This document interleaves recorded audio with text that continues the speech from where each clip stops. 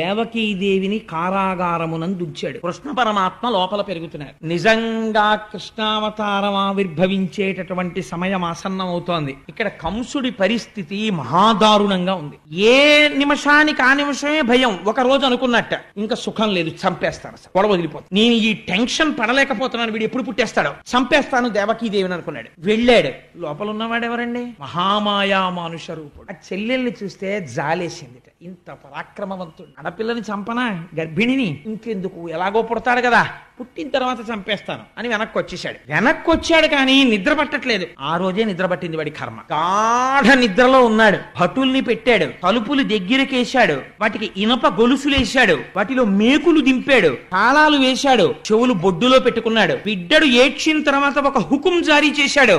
వేసిన తాళాలకి సీల్స్ వేస్తుంటాం ఇప్పుడు, అలా రాజముద్రలు సరిగ్గా ఉన్నాయో లేచొచ్చి చెప్పమని చెప్పాడు తాళాలకి. ఇంకా దారుణం ఏమిటో తెలుసా అండి? వసుదేవుడు ఏమైనా చేస్తాడేమో అని అనుమానంతో వసుదేవుడి కాళ్ళకి చేతులకి ఇనప సంకెళ్ళేశాడు, వేసి కూర్చోబెట్టాడు ఆ కారాగారంలో. ఎంత దారుణం అంటే ఆనాడు దేవకీ ప్రసవ సమయమునందు సహాయం చేసిన వారు లేరు, అంత బాధపడింది అతను. అటువంటి స్థితిలో అర్ధరాత్రి 12 గంటల వేళ జలధర దేహునా జాను చతుర్బాహు సరసీరుహక్షు విశాలవక్షు జారు గదా శంఖచక్ర పద్మ విలాసు కంఠ కౌస్తుభమణి కంతి భాను కమనీయ కటి సూత్ర కంకణ కేయూర శ్రీవత్సలాంఛనంచిత విహారు మరుకుండల ప్రభాయుత కుంతలలాటు వైఢూర్య మణిగణవర కిరీటు బాలు పూర్ణేందు రుచిజాలు భక్త లోకపాలు సుగుణాలవాలు కృపావిశాలు చూచి తిలకించి పులకించి చొజ్జమంది ఉబ్బి చెలరేగి వసుదేవుడు ఉత్సహించే.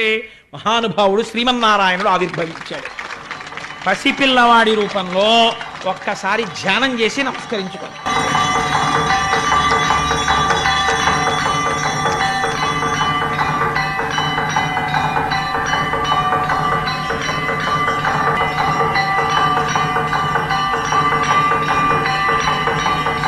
జననం వినడం అంటే దశమస్కంధాంతర్గతంగా ఎంత అదృష్టం. ఇంక ఇవాళ నుంచి 4 బాహువులతో నల్లటి మొబ్బెలా ఉంటుందో అటువంటి కాంతితో పట్టు పీతాంబరం కట్టుకుని శంఖచక్ర గదా పద్మములను ధరించినటువంటి వాడై మహానుభావుడు మంచి వజ్ర వైఢూర్యములు పొదగబడినటువంటి కిరీటంతో మంచి నల్లటి కుంతలములతో చెవులకు పెట్టుకోబడినటువంటి కర్ణాభరణముల యొక్క కాంతి గండస్థలముల యందు ప్రకాశిస్తూ ఉండగా మెడలో ఆ శ్రీవత్సమ కౌస్తుభం అనేటటువంటి రత్నాన్ని ధరించి శ్రీవత్సమన్న పుట్టుమచ్చతో సమస్త లోకములు కొలిచేటటువంటి పాదపద్మములతో చంటి పిల్లవాడిగా వసుదేవుడికి దర్శనమిచ్చాడు.